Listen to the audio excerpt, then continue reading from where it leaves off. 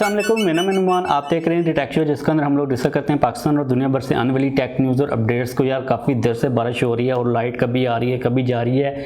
इससे पहले कि दोबारा लाइट चली जाए, मैं अपनी कोशिश करूँगा पूरी कि मैं वीडियो को शूट कर लूँ। पहली अपडेट आ रही है आईफोन 13 के रिलेटेड। यार एप्पल ने आईफोन 12 सीरीज़ के अंदर बैटरीज़ को लेकर काफ़ी ज़्यादा हमें डिसअपॉइंट किया। एप्पल ने बैटरीज़ को इतना वो खास इंप्रूव नहीं किया, बल्कि एप्पल ने बैटरीज़ को थोड़ा सा पीछे ही कर दिया है। उसके रीज़न ये है कि एप्पल काफ़ी हद तक फंस चुका हुआ है डिवाइसेस को कंपैक्ट रखने के ऊपर, उनके अंदर हमें कोई एक्स्ट्रा फीचर्स देने के ऊपर, यानी कि बैटरी के ऊपर जो लोड है वो काफ़ी ज़्यादा बढ़ता जा रहा है। आईफोन 13 के अंदर ये चीज़ रिपोर्ट की जा रही है कि एप्पल जो बैटरी की टेक्नोलॉजी जो कि एप्पल ने आईफोन 12 सीरीज़ के अंदर यूज़ की थी उसको चेंज करने वाला है। अब बेसिकली आईफोन 12 सीरीज़ के अंदर एप्पल ने जो बैटरीज यूज़ की हैं उसके अंदर जो टेक्नोलॉजी है, एक होती है सॉफ्ट बोर्ड टेक्नोलॉजी, एक होती है हार्ड बोर्ड टेक्नोलॉजी। इन दोनों का कम्बिनेशन यूज़ किया आईफोन 12 सीरीज़ की बैटरीज के अंदर। लेकिन आईफोन 13 के बारे में ये चीज़ रिपोर्ट की जा रही है कि एप्पल सिर्फ सॉफ्ट बोर्ड जो बैटरीज की टेक्नोलॉजी उसको यूज़ करेगा। अब इसका फ़ायदा ये होता है कि जो सॉफ्ट बोर्ड टेक्नोलॉजी वाली बैटरीज होती हैं उनके अंदर जो लेयर्स होती हैं बैटरी की वो कम होती हैं, जो बैटरी का साइज़ होता है वो छोटा होता है। इसकी वजह से क्या होगा कि एप्पल थोड़ी सी बड़ी बैटरी को लगा सकेगा, उसकी जो कैपेसिटी होगी वो थोड़ी सी इंप्रूव हो जाएगी। यानी कि एट द एंड हम लोग ये चीज़ समझ सकते हैं कि एप्पल जुगाड़ लगाने की कोशिश कर रहा है कि वो बैटरी का साइज़ कम रखते हुए उससे अच्छी परफॉर्मेंस को हासिल कर सके। और ये चीज़ रिपोर्ट की जा रही है कि ताइवान की एक कंपनी है जो कि एप्पल को आईफोन 13 के लिए तकरीबन 40 से लेकर जो 50% तक बैटरी होगी वो प्रोवाइड करने वाली है। इसके अलावा एक अपडेट आ रही है यहाँ पर एप्पल के एयरपोर्ट्स 3 के रिलेटेड कहा जा रहा है कि अगले साल यानी कि 2021 के फर्स्ट हाफ के अंदर हमें एयरपोर्ट्स 3 देखने को मिल जाएंगे एप्पल की तरफ से। और जो एयरपोर्ट्स 3 का डिज़ाइन होगा वो सिमिलर ही होगा एयरपोर्ट्स 2 की तरह। और मैं इस चीज़ को लेकर काफ़ी ज़्यादा क्यूरियस हूँ कि एप्पल एयरपोर्ट्स 3 के अंदर हमें सॉफ्टवेयर बेस्ड कौन सी नई चीज़ों को ऑफर करता है। इसके अलावा एक अपडेट काफ़ी ज़्यादा इंटरेस्टिंग आ रही है एप्पल के आईपैड के रिलेटेड। कहा जा रहा है कि अगले साल 2021 के फर्स्ट हाफ के अंदर ही एप्पल एक आईपैड लॉन्च करेगा जिसका नाम मिनी एलईडी आईपैड कहा जा रहा है। यानी कि इसके अंदर एप्पल जो डिस्प्ले यूज़ करेगा, इसके बारे में ये चीज़ रिपोर्ट की जा रही है कि ये कोई नई टाइप है डिस्प्ले की, यानी कि मिनी एलईडी आईपैड। अब देखना पड़ेगा कि हमारे जो नॉर्मल एलईडी डिस्प्लेज हैं उनके कंपैरेटिवली ये वाली जो एप्पल की टेक्नोलॉजी है डिस्प्ले की ये किस किस्म की होती है। और यार एक चीज़ तो काफ़ी इंटरेस्टिंग है कि एप्पल हमें जो डिस्प्लेज देता है, चाहे वो आईपीएस एलसीडी डिस्प्लेज हों, वो काफ़ी ज़्यादा नॉर्मल स्टैंडर्ड से इंप्रूव्ड होती हैं। चीज़ें काफ़ी ज़्यादा एक्साइटिंग है। देखते हैं कि 2021 के अंदर एप्पल कौन कौन सी नई चीज़ों को हमारे लिए लेके आता है। इसके बाद जो अगली अपडेट है ये काफ़ी ज़्यादा इंटरेस्टिंग है। इसके रिलेटेड आप लोगों में से एक दोस्त ने कमेंट भी किया था काफ़ी लंबा और उनकी बात बिल्कुल ठीक थी। आजकल जो स्मार्टफोन के साइजेज हैं यार वो काफ़ी ज़्यादा बढ़ते जा रहे हैं। मेरे पास किधर गया फ़ोन, वो दूर पड़ा हुआ टेक्नो कैमोन 16, इसका जो साइज़ है वो 6.9 इंचज़ का। और यार मुझे इसको एक हाथ से यूज़ करने के अंदर काफ़ी ज़्यादा प्रॉब्लम होती है। लेकिन अगर मैं बात करता हूँ गेम की या फिर वीडियोज़ वगैरह की तो मज़ा भी आ रहा होता है, क्योंकि बड़ा डिस्प्ले है तो ज़्यादा हमें एरिया मिल जाता है देखने के लिए। अभी रिसेंटली जीएसएम अरीना ने एक सर्वे करवाया। उन लोगों ने पूछा कि आपका जो अगला फ़ोन होगा आप लोग किस साइज़ का फ़ोन बाय करने को प्रेफर करोगे। अब इस सर्वे के अंदर 42% लोगों ने ये कहा है कि हम लोग 5.9 इंच से लेकर 6.5 इंच के दरमियान जो फ़ोन का डिस्प्ले होता है इस साइज़ को प्रेफर करेंगे। इसके अलावा 32% लोगों ने ये कहा है कि हम लोग 5.8 इंच या फिर इससे नीचे जो डिस्प्ले वाला साइज़ होता है उसके फ़ोन को बाय करना पसंद करेंगे। और यहाँ पर 20% लोगों ने कहा कि हम लोग 6.6 इंच या फिर इससे बड़े डिस्प्ले को बाय करेंगे। और ओनली 4% ने ये कहा कि हम लोग इससे भी बड़ा जो डिस्प्ले है उसको अफोर्ड कर सकते हैं। तो यहाँ पर अगर हम लोग थोड़ा सा इसको नैरो डाउन करते हैं तो तकरीबन 70% से ज़्यादा लोग इसी चीज़ को प्रेफर करते हैं कि जो हम फ़ोन बाय करें वो 6.5 इंच से नीचे वाले डिस्प्ले का साइज़ ही हो। और यार पर्सनली तौर पर मुझे लगता है कि स्मार्टफोन कंपनीज अब इस चीज़ को ज़्यादा ही पुश बैक करने की कोशिश कर रही हैं। जो डिस्प्ले का साइज़ है 6.9 इंच हो चुका हुआ है, जो कि मुझे काफ़ी हद तक बुरा लगता है क्योंकि मेरे हाथ को इतने खास पड़े नहीं है। आप लोग नीचे कमेंट्स के अंदर बताओ कि जब आप लोग अपना कोई नेक्स्ट फ़ोन बाय करोगे तो आप लोगों के लिए जो प्रेफरेबल डिस्प्ले का साइज़ होगा वो कितना होगा।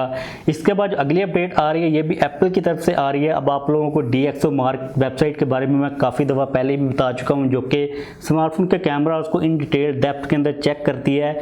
इन लोगों ने आईफोन 12 और आईफोन 12 प्रो मैक्स को चेक किया। यहाँ पर जो नंबर हैं वो काफ़ी ज़्यादा इंटरेस्टिंग है। जो आईफोन 12 प्रो है वो 5वें नंबर के ऊपर है, उसको मिले हैं टोटल 128 पॉइंट्स। उसके अलावा जो आईफोन 12 प्रो मैक्स है वो चौथे नंबर के ऊपर है, उसको 130 पॉइंट्स मिले। और मुझे लगता है कि ये जो परफॉर्मेंस है वो काफ़ी ज़्यादा अच्छी है क्योंकि एप्पल अपने जो कैमराज होते हैं उनको मतलब सॉफ्टवेयर बेस्ड इतनी कुछ चीज़ों की इन्हेंस नहीं करता। और मेरे माइंड के अंदर कभी भी ये चीज़ नहीं आई कि एप्पल DxOMark की जो वेबसाइट है वहाँ पर टॉप नंबर के ऊपर आएगा। एप्पल की जो पोजीशन है मुझे लगता है कि बिल्कुल ठीक है। अगर हम लोग यहाँ पर बात करते हैं तीसरे नंबर की, तो तीसरे नंबर के ऊपर Huawei P40 Pro है 132 पॉइंट्स के साथ। दूसरे नंबर के ऊपर Mi 10 Ultra Xiaomi का 133 पॉइंट्स के साथ। और Mate 40 Pro भाई पहले नंबर के ऊपर है 136 पॉइंट्स के साथ। अब आप लोगों को क्या लगता है कि आईफोन के जो कैमराज इनको ये जो रेटिंग दी गई वो ठीक है या फिर नहीं है? इसके बाद अगली अपडेट यहाँ पर आ रही है Infinix Note 8 के रिलेटेड। तो फाइनली Infinix ने Note 8 सीरीज की जो लॉन्च डेट है उसको कंफर्म कर दिया हुआ है। Infinix 20 नवंबर को Note 8 सीरीज़ को इंट्रोड्यूस करवाने वाला है। अब आप लोगों की तरफ से मुझे पता है कि काफ़ी ज़्यादा क्वेश्चंस भी आएंगे, काफ़ी ज़्यादा कंफ्यूज हो गए आप लोग इन स्मार्टफोन्स को बाय करने के रिलेटेड, क्योंकि जो प्राइजेज़ हैं वो अभी तक कंफर्म नहीं हो पा रही कि Infinix एक्चुअल में कहाँ पर रखने वाला। दो मॉडल्स आएंगे, 8i होगा और 8 सिंपल होगा। आप लोगों को एक चीज़ जो कि आप लोगों को अपने माइंड के अंदर लाजमी तौर पर रखनी, मैं कन्फर्म कर देता हूँ कि जो Redmi 9 है, आप लोगों ने अगर 19,000 से लेके 30,000 के प्राइस टैग के अंदर किसी भी स्मार्टफोन को बाय करना, तो फर्स्ट ऑफ ऑल आप लोगों ने, अगर आप लोग उसको जज करना चाह रहे हो, आप लोग कंफ्यूज हो उसको लेके कि आप लोगों को वो बाय करना चाहिए या फिर नहीं करना चाहिए, तो भाई Redmi 9 19,000 से लेके 30,000 के प्राइस टैग के अंदर सबसे बेस्ट हमें वैल्यू को प्रोवाइड कर रहा है। तो आप लोगों ने उस स्मार्टफोन को Redmi 9 के साथ कंपेयर कर लेना है, क्योंकि हमें जितने भी स्मार्टफोन्स मिल रहे हैं मैक्सिमम हमें जो स्पेसिफिकेशंस मिल रही हैं वो यही मिल रही हैं कि 720p डिस्प्ले मिल रहा है, G80 प्रोसेसर मिल रहा है, मीडियाटेक का 18 वाट की फास्ट चार्जिंग की सपोर्ट मिल रही है। कुछ ब्रांड्स हमें 6GB तक की रैम दे रही हैं, जो कि मुझे लगता है कि इतना कोई खास मेजर डिफरेंस नहीं है। अगर हम लोग Redmi 9 की बात करते हैं तो उसके अंदर हमें G80 प्रोसेसर भी मिल रहा है, जो कि अगेन इंडस्ट्री का स्टैंडर्ड है। 18 वाट की फास्ट चार्जिंग की सपोर्ट भी मिल रही है, जो कि अगेन एक स्टैंडर्ड चल रहा है। लेकिन हमें उसके अंदर 1080p डिस्प्ले मिल रहा है, जो कि सिर्फ Redmi 9 ने हमें ऑफर करा और कोई भी स्मार्टफोन कंपनी अभी तक हमें ऑफर नहीं करी। तो मुझे लगता है कि आप लोगों को Redmi 9 को लाजमी तौर पर कंसिडर करना चाहिए किसी और भी स्मार्टफोन की तरफ जाने से पहले। अब देखते हैं कि Infinix Note 8 और Note 8 की जो प्राइजेस वो कहाँ पर रखता है। जो हाइप है, जो आप लोगों की तरफ से वेट है, वो काफ़ी ज़्यादा हो चुका हुआ है, मतलब आप काफ़ी ज़्यादा वेट कर रहे हो और मुझे लगता है कि Infinix को लोगों को मतलब डिसअपॉइंट नहीं करने चाहिए। इसके बाद अगली अपडेट यहाँ पर आ रही है सैमसंग की तरफ से S21 सीरीज़ के रिलेटेड। अब उसके जो प्रोटेक्टिव केसेस हैं वो सामने आ चुके हुए हैं, यहाँ पर आप लोग देख सकते हो। अब इन केसेस के ऊपर देखकर एक चीज़ तो भाई अब मतलब कंफर्म हो चुकी है कि हमें जो डिज़ाइन मिलने वाला वो यही मिलने वाला बैक साइड के ऊपर। और यार पर्सनली तौर पर मैं अगर इस डिज़ाइन के बारे में बात करूं, मैंने काफ़ी ज़्यादा इसके बारे में सोचा है, क्योंकि अब हमें अपनी विजुअल्स के ऊपर इतना कोई यकीन मतलब नहीं करना चाहिए, क्योंकि हर आने वाले नए स्मार्टफोन के साथ हमें जो डिज़ाइन मिलता है वो काफ़ी हद तक सिमिलर ही मिल रहा होता है। लेकिन ये वाला जो डिज़ाइन है ये थोड़ा सा डिफरेंट हम लोग इसको कह सकते हैं। और मैंने इसको काफ़ी ज़्यादा प्रोसेस किया अपने माइंड के अंदर। जब पहली दफ़ा पैटर्न सामने आए थे, डिज़ाइन सामने आया था, तो मैंने आप लोगों को कहा था कि यार मेरे माइंड के अंदर अभी तक चीज़ें कन्फर्म नहीं हो पा रही कि मेरे क्या थॉट्स हैं। अब इसको हमने काफ़ी देर तक देख लिया हुआ डिज़ाइन को। एट दी एंड अगर मैं इसको कहूँ तो मेरे माइंड के अंदर ये अच्छी रेटिंग के साथ ही चल रहा है, यानी कि आप लोग कह लो कि 7 या फिर 8 पॉइंट्स मैं इसको दूंगा। एक थोड़ा सा यूनिक डिज़ाइन है। उसके अलावा अगर हम स्पेसिफिकेशंस की बात कर लेते हैं तो S21 अल्ट्रा के बारे में कहा जा रहा है कि उसकी बैक साइड के ऊपर हमें 10x ऑप्टिकल जूम वाला लेंस देखने को मिल जाएगा, जो कि बेसिकली 10 मेगापिक्सल का लेंस होगा। अब 10 मेगापिक्सल के लेंस के ऊपर देखकर आप लोग ये मत समझिएगा कि ये थोड़े मेगापिक्सल है, क्योंकि हमें 108 मेगापिक्सल तक के लेंसेज मिल रहे होते हैं। तो ये वाला जो 10 मेगापिक्सल का लेंस है ये एक्चुअल में पूरे 10 मेगापिक्सल ही है। इसके अंदर पिक्सल बीनिंग वगैरह की किसी किस्म की टेक्नोलॉजी को यूज़ नहीं किया जाएगा।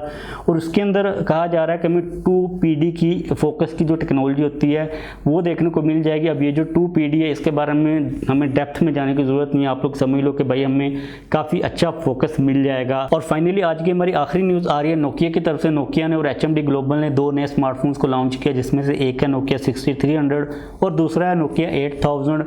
अब इन स्मार्टफोन्स की स्पेसिफिकेशंस के बारे में हमें बात करने की ज़रूरत नहीं है, क्योंकि बेसिकली ये फीचर फ़ोन्स हैं, ये बटनों वाले फ़ोन हैं। अब यार पहले मुझे इस चीज़ की समझ नहीं आती थी कि नोकिया अभी तक स्टिल ये जो फीचर फ़ोन्स हैं इनको क्यों लॉन्च कर रहा है। तो यार अभी तक के लिए मुझे जो बात समझ आई है, नोकिया की जो मार्केट बाकी है वो थोड़ी सी एशिया के अंदर बाकी है और थोड़ी सी अफ्रीका के जो कंट्रीज़ हैं उनके अंदर बाकी है। तो वहाँ पर अगर हम लोग देखते हैं तो पॉपुलेशन जो सारी है वो स्मार्टफोन्स को यूज़ नहीं करी। पाकिस्तान की अगर हम लोग एग्जांपल ले लेते हैं तो भाई पाकिस्तान की जो तकरीबन 6 करोड़ या फिर अभी तक के लिए 7 करोड़ लोग होगी वो लोग हैं जो कि स्मार्टफोन्स को यूज़ करें। उसके अलावा बाकी जो सारी आबादी है भाई इसी किस्म के बटन वाले फ़ोन्स को यूज़ करते हैं। इसके अलावा आप लोगों ने मे भी नोटिस किया हो, मेरे सामने से इंस्टाग्राम के ऊपर एक पोस्ट गुजरी थी, क्यों मोबाइल अभी तक ये जो बटन वाले फीचर फ़ोन्स हैं इनको लॉन्च कर रहा है, उनकी कंपेन काफ़ी ज़्यादा चल रही होती है। इट मीन्स के जो मार्केट है उसके अंदर इनकी डिमांड अभी भी स्टिल बाकी है। और मुझे लगता है कि नोकिया ने ये चीज़ फील कर ली हुई है कि उनका जो कंपटीशन है मतलब वो लोग कम्पीट नहीं कर सकते स्मार्टफोन की इंडस्ट्री के अंदर। इसलिए उन लोगों ने कहा कि हम लोग अपनी वही जो पुरानी लेगेसी है उसको लेके चलते हैं। क्योंकि अगर हम लोग अर्ली 2000s की बात कर लेते हैं, जब हम लोग छोटे थे तो हम लोग इन्हीं किस्म के फ़ोन्स को यूज़ करते थे और उनको लगता है कि भाई हमारे लिए जो हिस्सा बचा, मार्केट का जो शेयर बचा वो इन फीचर फ़ोन्स को लेकर बचा है। इसलिए वो लोग इन फ़ोन्स के ऊपर ज़्यादा फोकस कर रहे हैं और इन फ़ोन्स को वो कंटिन्यूसली लॉन्च भी कर रहे हैं। अब देखते हैं कि जो हमारी आवाम है वो कब मोस्टली बल्क के अंदर स्मार्टफोन्स के ऊपर स्विच होती है। क्योंकि भाई जितनी ज़्यादा आवाम स्मार्टफोन्स के ऊपर स्विच होगी उतना हमारा जो ग्लोबल मतलब इम्पैक्ट आप लोग कह लो वो ज़्यादा अच्छी तरह सामने आएगा। तो बस आज के लिए हमारे पास यही न्यूज़ और अपडेट्स आ रही थी। वीडियो को ख़त्म करते हैं। चैनल से पहले अगर आप लोगों ने अभी तक इस वीडियो को लाइक नहीं किया तो लाइक भी कर दीजिए। अगर आप लोगों ने अभी तक चैनल को सब्सक्राइब नहीं किया तो चैनल को भी सब्सक्राइब कर लीजिए।